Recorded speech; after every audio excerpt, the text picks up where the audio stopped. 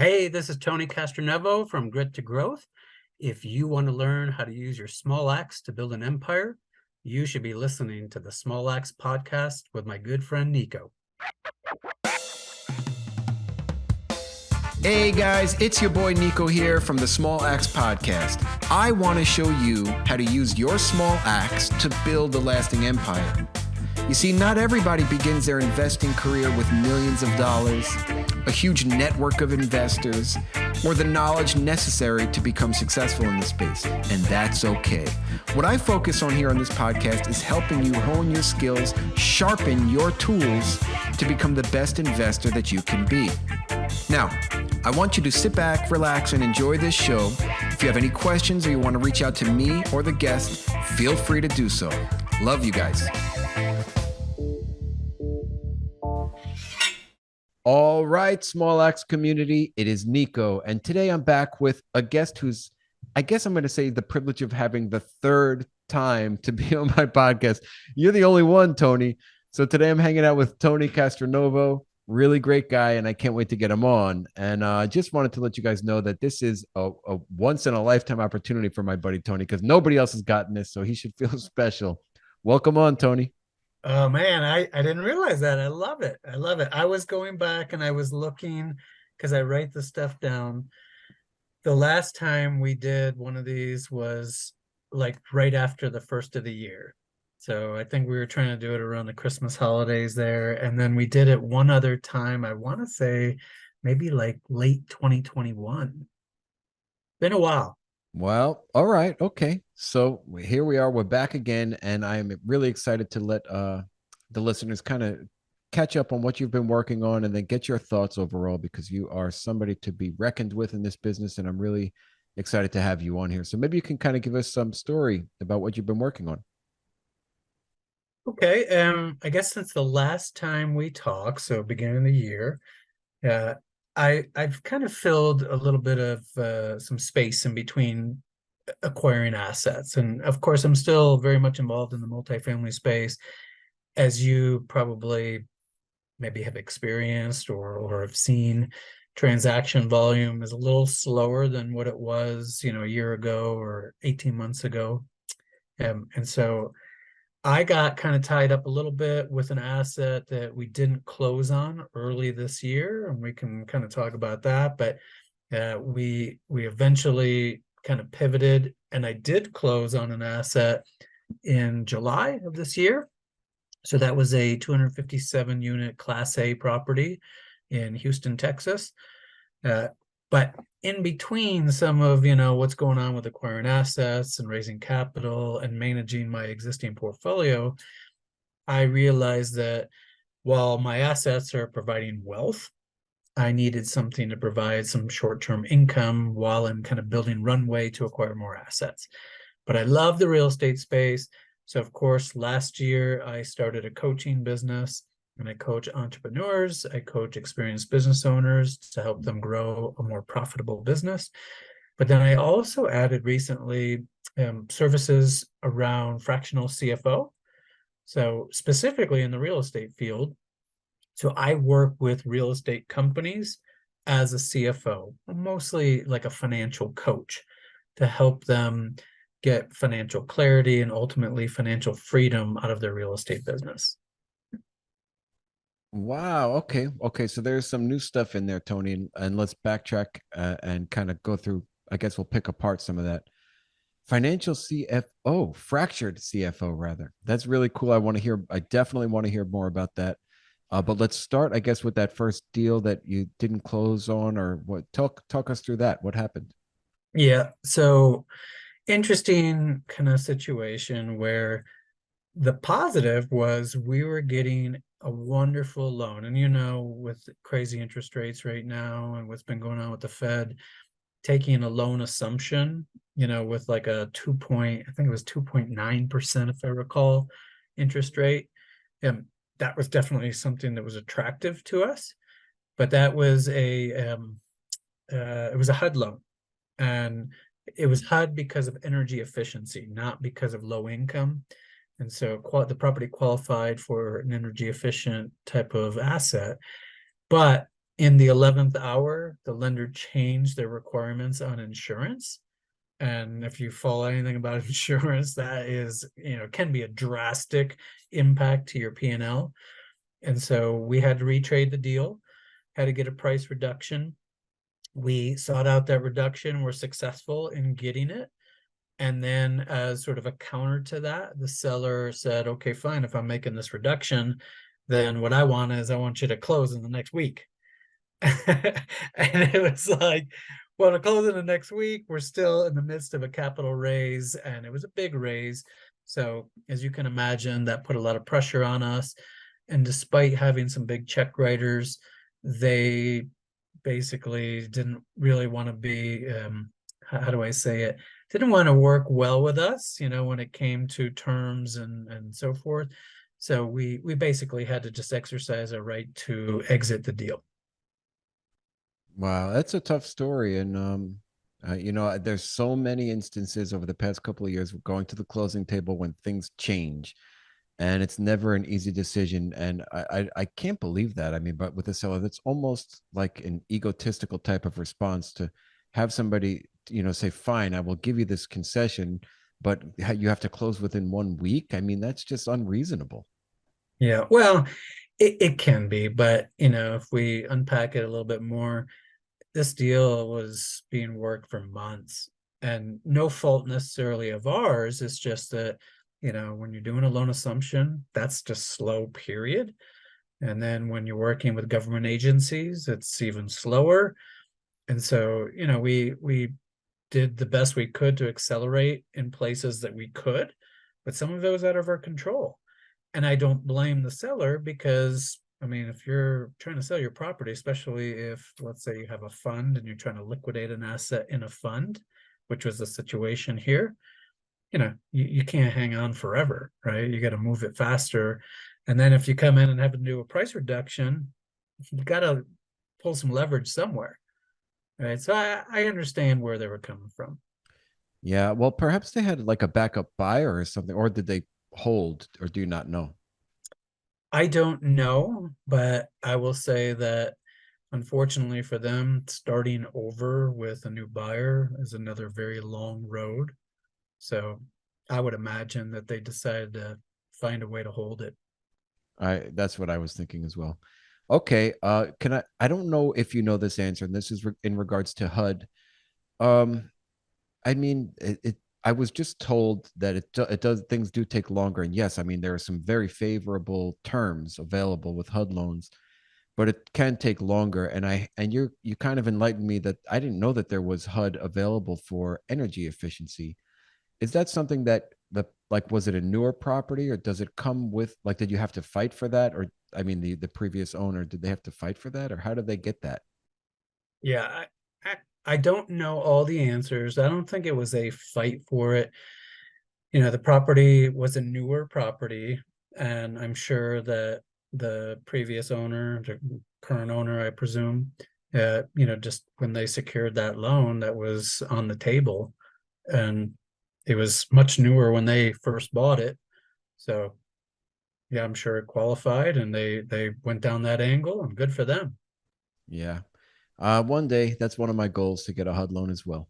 Um, Tony, let's talk a little bit about the deal that you said you did close a deal this in the past, I guess, year. Yeah. So I can talk about it in generality. I haven't officially announced it, as in, like, the name of the property and, specific address, things like that, only because, you know, anything happens, like you said, when you get to the closing table. What happened to us on that deal was we were fully funded and ready to close, and the lender, they kind of dragged their feet a little bit, and they were trying to basically move the asset or the loan into a REIT.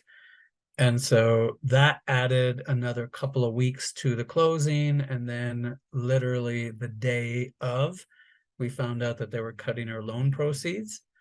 And so we had enough to close, but we had a post-close raise that we still had to do.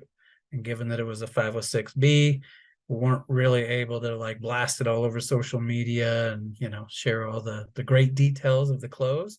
we've been operating it now for about 6 weeks, and we're really really close on wrapping up the raise. Probably have room for like one or two more investors, but until that happens, I can't officially announce it. No problem, man. Okay, and so you started doing coaching about a year or so ago. Talk to us a little bit about that program, how it's going, and how can people kind of learn a little bit more about it?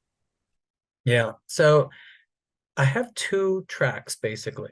First track is focused on entrepreneurs or solopreneurs. The way I would define that is the typical avatar, if you will, of a client in that space is maybe somebody who's working a W-2, who's been also working a side hustle for however long, and they want to exit the W-2 space and take their side hustle, make it their full time. And then when they get there, then it's all the kind of ups and downs, the struggles, the limiting beliefs, and trying to get their business really off the ground. So I have coaching around that entire, I guess, situation, scenarios. And then once they have an established business, kind of the small business owner is the other side. So somebody who has been running a business, trying to grow a business, and maybe they've struggled and it's more incremental growth, kind of, grassroots, organic type growth, and they're looking to get to that next level.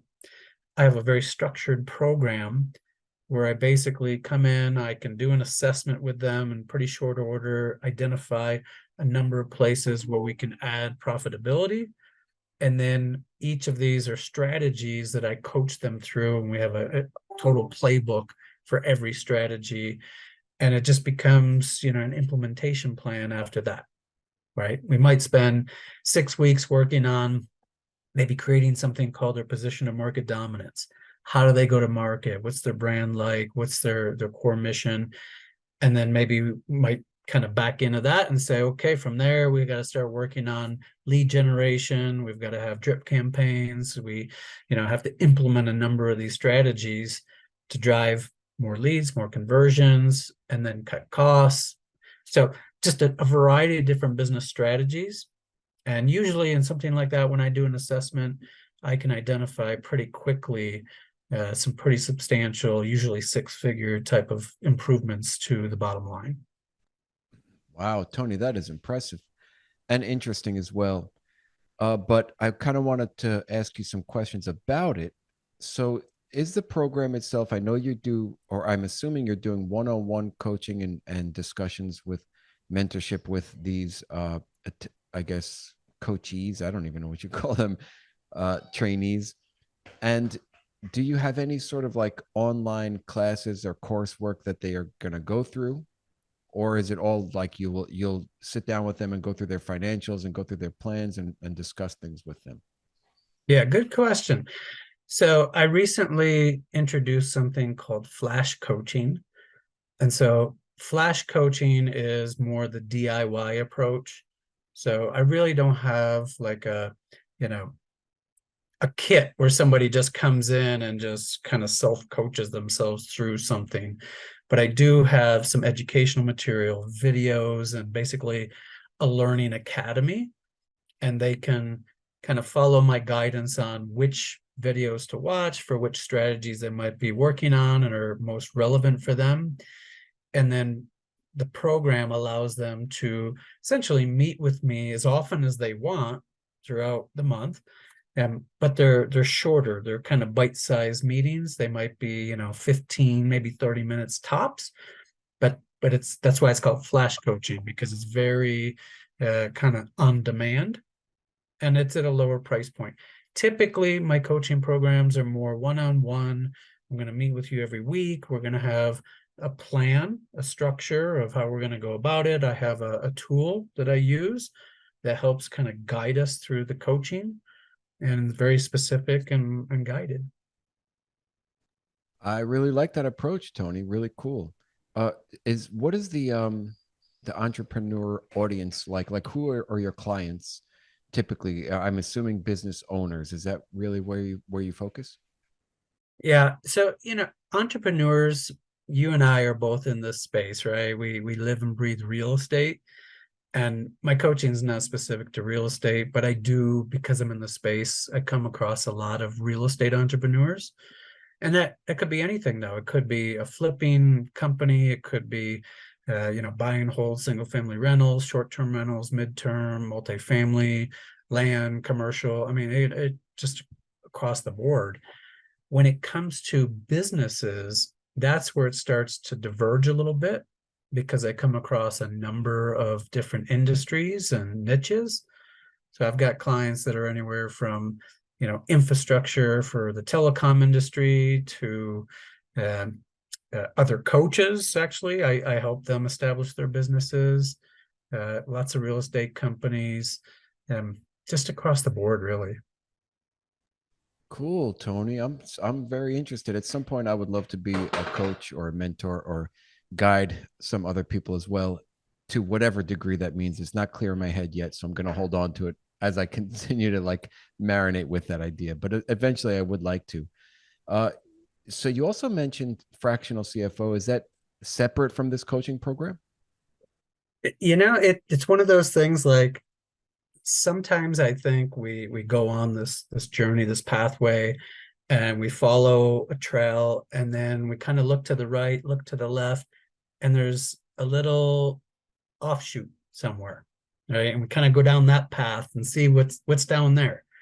That's kind of what happened with the CFO work. Is I joined a program to basically improve my abilities to do business coaching and to kind of build the technology platform around it. And so I became part of a group coaching with other coaches. And there was a coach in the program that he and I got to know each other a little bit more. He had a background in real estate, so did I. And he was running this business around fractional CFO work.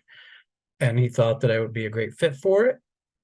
I was, and boom, I started working with real estate clients and providing CFO services.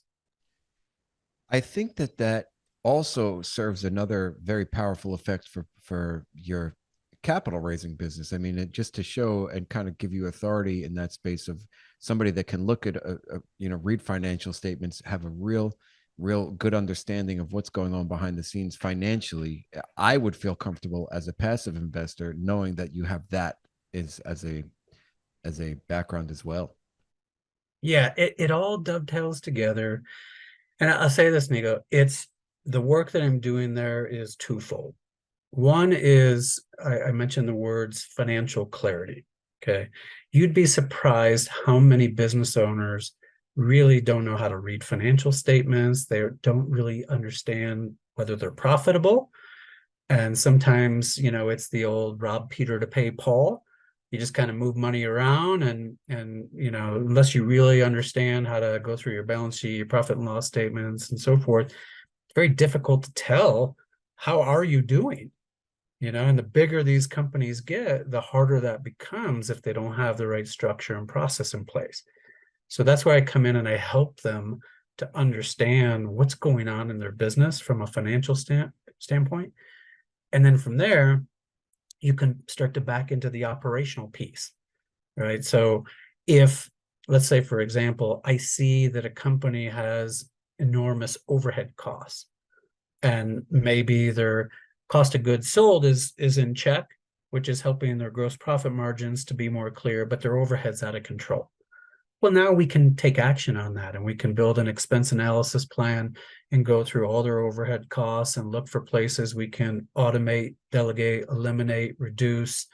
There's so many ways that we can cut those costs down. And, a lot of times it's just low hanging fruit. Somebody might not realize that they had a subscription for the last 3 years that they're not even using, and it's costing them thousands a year, right? Or maybe they decided to run payroll through a particular system when they could have gotten a better deal bundling their software products together with like QuickBooks or similar products. So there's just all these areas to improve the overhead as well as the cost of goods sold, which is more of how you're delivering. So if you're in the flipping business, how are you tracking with your contractors? Can you find ways to reduce supplies and materials and some labor costs and so forth. We can do that. We can improve your gross profit margins. So that's one part of the business, is financial clarity. The other part, which maybe you'll find a little intriguing here, is I help clients implement a methodology called Profit First. Have you heard of that? Have you read the book? I have not. So Profit First in a nutshell is, think about, like, when grandma used to have a number of envelopes, and every time she got, some money coming in, she would stuff a few dollars in each envelope, and each envelope was earmarked for something. Maybe some was for medical expenses, some was for, their grandson's college education and Christmas club and whatever it is, right? They're stuffing money in envelopes. Similar concept, right? But as the name implies, profit first. So I help businesses to pay themselves first, which is, I know it sounds so straightforward, but most businesses, they take the income, they pay all their bills, and whatever's left over is their money, right? Their profit. We reverse that. And we say, you take the money in, you pay yourself first, and then the rest is for your expenses. And what happens if your expenses are too high and you can't do both? Well, that's a place where we can jump in and start to find ways to reduce those expenses and get you in line with the typical structure that an efficient company should be running at. Well, I am writing this down. Profit first. I like it. I really like the idea, and I feel like I've heard people talk about it before. But you're right; it's almost as simplistic that it'll kind of just get right by you, and none. It's a mindset shift, similar to like the rich dad poor dad, where you just have to think about things slightly differently. Pay yourself first, and then I like it, man. And your, I guess your whole way of being can substantially change. I take that approach, the opposite approach right now, where it's like, yes, I'm paying all bills, and then if there's anything left over, then that's my profit. But I don't like living that way, and I'm ready to make a little change here, Tony. Yeah. Well, and it it may sound a little, I don't want to say intimidating, but maybe like, oh, well, that can't work for me, and I'm not ready for that. One day, maybe, when my business is a little bit bigger. It comes down to muscle memory, creating the habits, right? So even if you just put in, say, 1% of what's called real revenue into a profit account, that's creating the habit. And over time, you can always increase those numbers, but now you're in the habit of constantly moving money to what we call an owner's benefit. Your business should pay you profit for working on your business, owner's compensation for working in your business, and your business should pay for your personal taxes. I like it, Tony. I like the way you think. This is a great conversation, man, and it's getting me really excited. But I want to dive right in. I always, when I talk to you, I get excited. I want to dive head first, but I can't at the moment. I don't know, man. But let's get listeners some form of reaching you, because others might be able to dive in right now. Yeah, absolutely. So they can always reach me through my Grit to Growth, which is my coaching company. We'll put it in the show notes, but it's just Tony, Tony, at Grit to Growth with hyphens in between. So GRIT hyphen TO hyphen growth.com. Excellent. Thank you, Tony. And we're going to give that again at the end of this, and it'll be in the show notes. But I wanted to not leave this section of the podcast without you kind of providing that for people if they want to go check it out right now. Now, I also want and value your opinion on what's going on in the market today, like what's happening with real estate right now. Obviously, interest rates are higher than they were a couple of years ago. And how are you looking at deals? Are you looking at deals? Yeah. So I am looking at deals, and I'm being very selective because obviously people still want to do transactions, but sometimes I feel people are just, rushing to make something work. And the metrics are different now. having to bring more capital to deals because you're getting less leverage on your loans, rates are higher. I mean, you got to make sure that your underwriting is really solid and you have a plan to raise that much capital. I mean, used to be that you'd come in and just, raise a few $1 million and boom, you're off to the races. And now you've got to bring proportionately much more capital to a deal. And with kind of investor sentiment out there where people are like, you know what, I don't know what's going on with this whole recession thing. And I'm just going to kind of park my money, keep it liquid for a while. Money's harder to find, capital's harder to find right now on deals. So that's why I just want to be very selective. You can still get deals done. And as long as they pencil out, and the good thing is, hey, if they pencil out with interest rates where they are and leverage where it is, I mean, yeah, you got yourself a solid deal. Yeah, well, so that's the flip side, right? That's how I like to think of it as well. So just stick to our criteria, underwrite with the return expectations of what our investors would like to see and need to see, given today's and tomorrow's interest rates, or what we presume they might be if they are going to continue to climb. No refinance projected is how I do it. However, if we do have a refinance, and you're right, with 60 LTV or 55 LTV, and we are able to refinance a year, 2, 3 years from now, it becomes a much better deal. Definitely. Yeah. I mean, obviously you got to model that out with where rates are today. But like you said, if it works without it, it's going to be a huge bonus if you end up doing it. And, let's face it, between now and the next 5 years, I mean, nobody's got the right crystal ball, but I happen to think that rates will be lower than where they are today, but I guess time will tell.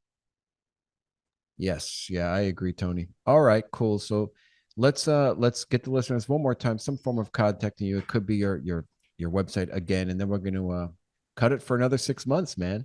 Yeah. Yeah. So I mentioned my email on my coaching business. So Tony@grittogrowth.com. They can go to my website. It's just grittogrowth.com. We'll put it in the show notes. But on the multifamily side, my multifamily business is Novo, Novo, Multifamily Group. And the website is just novomultifamilygroup.com. And they can always, reach out to me via email or my contact form, or sign up for my investor list directly from my site. Beautiful. I highly recommend it. And also I recommend, if you're on the fence about coaching program, or maybe just to consider whether it's right for you or whether it's not, Tony provides calm, clear, patient, guided advice for you. So just hop on a call with him regardless. I mean, a lot of value to be had. So, Tony, once again, thank you so much for joining me today.